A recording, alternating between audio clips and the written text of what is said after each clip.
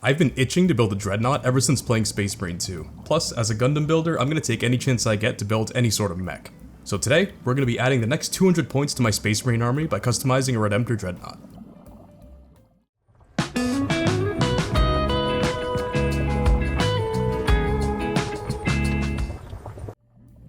Hey there folks, and welcome back to a very exciting episode of Plaid Hobbies. This video has been on and off filming since July, so today I'm finally here to show it off to the world. Dreadnoughts are fairly chunky models with lots of blank surface area to work on, which means they have lots of room for customization, texturing, and weathering. This guy's going to be a nice canvas to work on. So without further ado, let's get started on this guy. I've been sitting on this box for over a year now, specifically waiting for the day I got a chance to film it on a video. And that day has finally arrived. I got this bad boy open and started working on assembly. I got him assembled the usual way, clipping off any nubs, then sanding them flat with some sanding sticks and files. This guy barely had any mold lines to clean up, so that made this process way quicker than usual. It probably would have been a bit smarter to leave the armor off for now so it can make it easier to paint later, but I'm all for making my life harder, so we can't stop now. He was just as glorious in person as he was in the box. I was so ready to start customizing him, but want to get started on the bases first. I always like adding a bit of storytelling to my bases, and I think this destroyed Necron from the Space Marine Captain base will do perfectly. I play Necrons as well, so having one scattered on the base painted up in my army's color scheme will be a nice little fun Easter egg. I stuck to my usual basing techniques for this guy to match the rest of the Marines in my army. Lots of cork and bark to simulate the rocky texture. Before gluing my first piece down, I wanted to make sure I got the posing right on the Dreadnought. That way I get him standing exactly how I need him to be on the base since it's an uneven surface. I kept repositioning and breaking down the cork until I got the exact position I wanted, and then I glued it down to the base with some hot glue. I did the same thing on the other side, making sure the posing and the height were exactly what I wanted, then I glued that chunk of bark down to the base with hot glue as well. His foot was hanging off just a bit, so I found a smaller piece of cork and glued that to the top of the other one, making a small cliff. This made the positioning perfect. I used my knife to shave down the terrain, making sure it's flat enough in the areas where his feet will be glued down to. After that, I started filling in the gaps in the base with some more chunks of cork. I filled up the sides of the bases, as well as some smaller chunks leading up to the bark to make a smoother transition. Once I was satisfied with that, I glued in my little Necron as well. To add a bit of texture and fill in the gaps between the cork, I used some texture paste. Make sure to use an old disposable brush while doing this, because your brushes will be ruined for sure. To add a seamless transition between all the terrain, I broke out the old milliput. I started adding blobs of it wherever there were any gaps, as well as any areas that needed a smoother transition. I pressed it all flat with my fingers, then grabbed a chunk of spare cork and used it as a texture stamp. This should give the milliput the same texture as the surrounding cork. If you're doing this as well, don't worry about any small pieces of cork that get stuck in the putty. Those will get stuck in the putty once it's cured, and it'll add more texture to the surface. I made sure to really stamp the edges of the putty in as well, just to make sure I got a nice flat transition between the milliput and the cork. Last step for the bases was a bit more visual storytelling. I had a ton of 3D printed skulls lying around, so I stamped some of them into the still soft milliput. Once the milliput dries, I'll use some thin superglue around the skulls just to make sure they're locked in perfectly. I used some of the Games Workshop skulls as well. I like adding skulls of factions that my friends play, so this base is going to have an orc skull and a Tau skull tucked away in there as well. And while we let that settle for a bit, let's get started kit bashing this Dreadnought.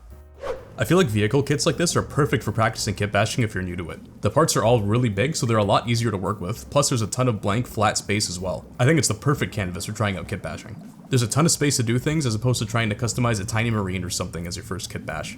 So I'll show you some of the things that you can do to your larger models.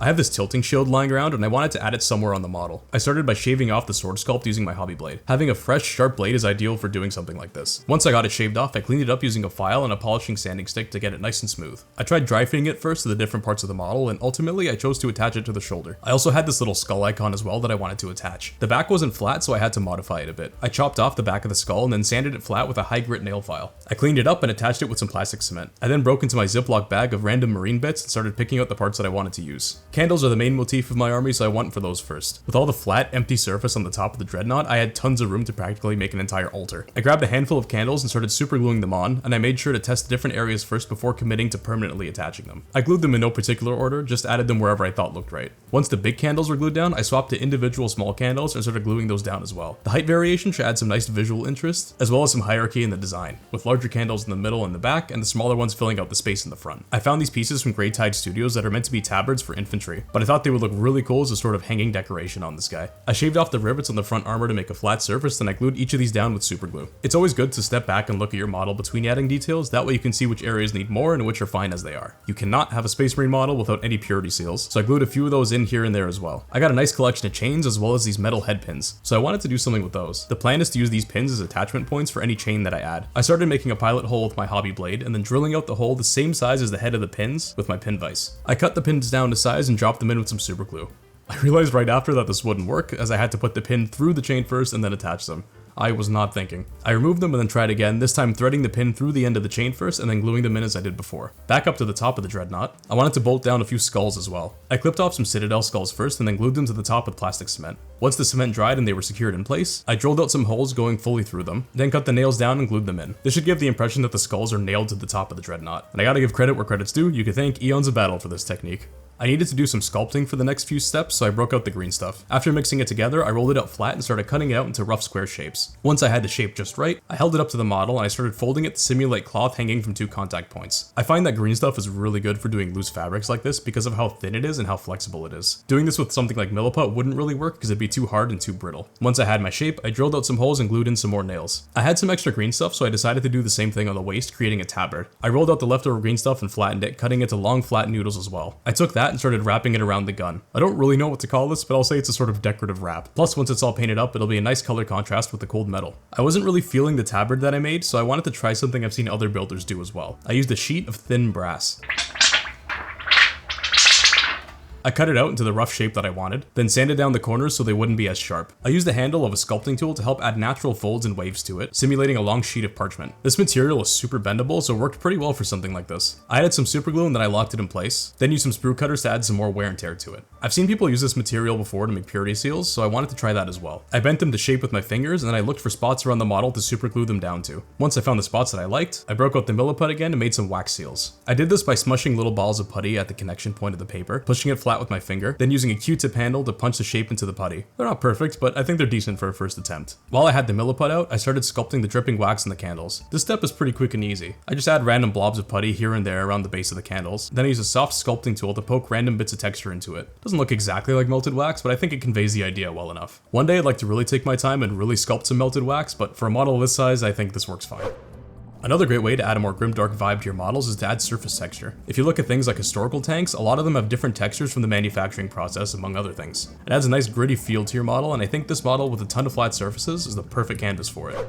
I broke out some Tamiya putty and then I used an old stiff brush to start stippling the putty onto the surface. This will create a pitted, rough texture across the surface. I didn't do this on everything, just on the outer armor. To add a bit of storytelling to the model, I added some shell and packs as well. This guy's been through some combat, so his armor isn't going to be flat and clean all the time. The best way to do this is to use a pin vise and drill various sized craters across the model. Don't drill fully through though. You don't want a hole, you just want a little crater. And once you get those drilled out, fill the craters with a bit of putty. Just put enough to fill it. Then grab the back of a paintbrush or a similar sized tool and push it directly into the hole. This will cause the putty to overflow out the sides a little bit, creating the effect of the metal on the armor overheating and warping when I got hit. After I got those all filled up, I wanted to add another piece of chain to the fist. I cut off a piece of chain and attached it the exact same way I did with the other one. Before getting ready to prime, there were a few gaps and seam lines left between the parts from the assembly that I wanted to fill. I did this with sprue glue. This is basically just plastic cement with plastic nubs thrown into it, melting together, creating a sort of liquid plastic. I applied it to all the gaps, and then when it dries, it could be cut and sanded just like regular plastic. I find this way is a great way for filling in large seam lines on larger models. Now that all the physical mods are done, we can finally throw some primer on this guy.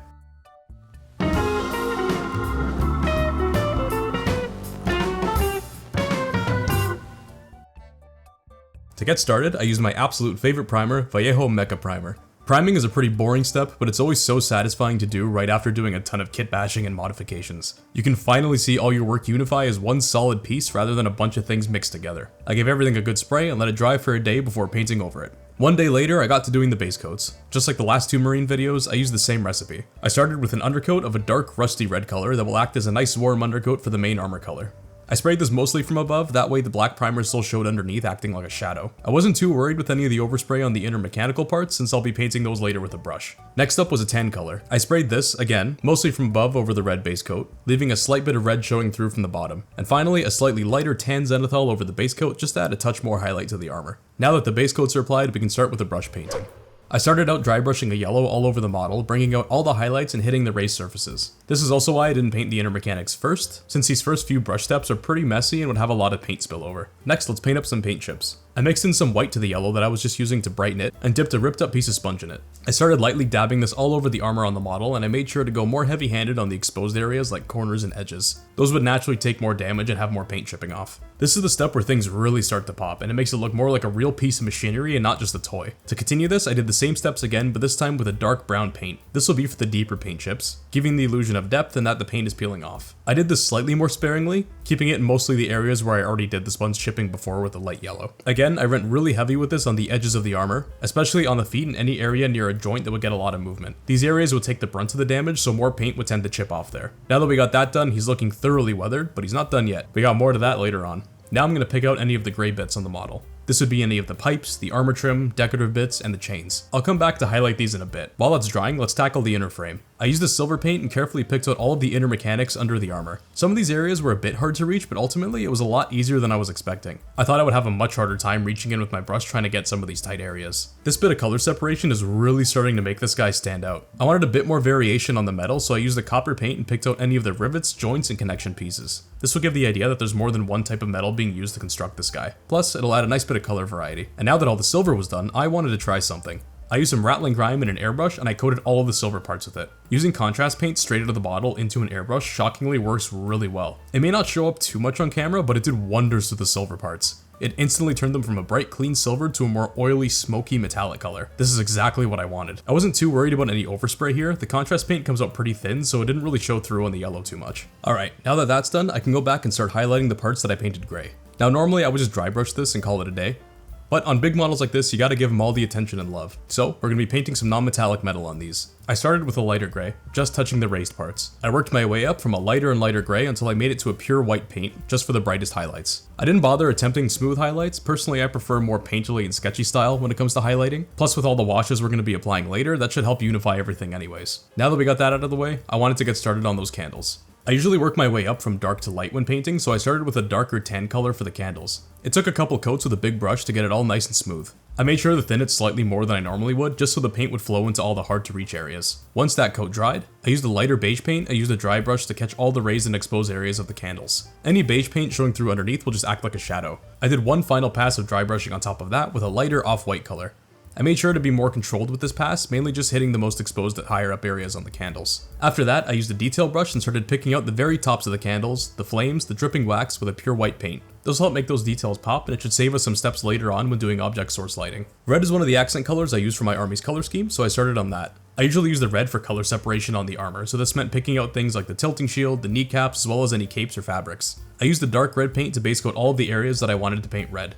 I wanted some red accents on the shoulders as well. To do this, I used some masking tape to mark off a section in the middle of the shoulder where I wanted to make a red stripe. Once the tape was down, I did a few thin coats of dark red with my brush. For the other shoulder, I wanted to try doing an iconic retro Space Marine checker pattern. I started base coating the shoulder with an off-white. This should help save me some time later since I wanted the checker pattern to be red and white. I'm not the best at freehanding, so I tried using some masking tape to help with this. I used some thin, flexible tape to mask off the areas I wanted to keep white, keeping them evenly spaced so the checkers are as equal size as possible. To keep it looking weathered and to avoid any paint seeping underneath the tape, this time I used a dry brush to stipple the red paint over the masking tape. This should hopefully make some of the red checkers look more battle-worn and weathered. Once that had dried, I peeled off the masking tape, leaving me with some perfect red and white stripes. Some white stripes are still showing through under the red, but that was intentional. These guys are meant to look like they've been through battle.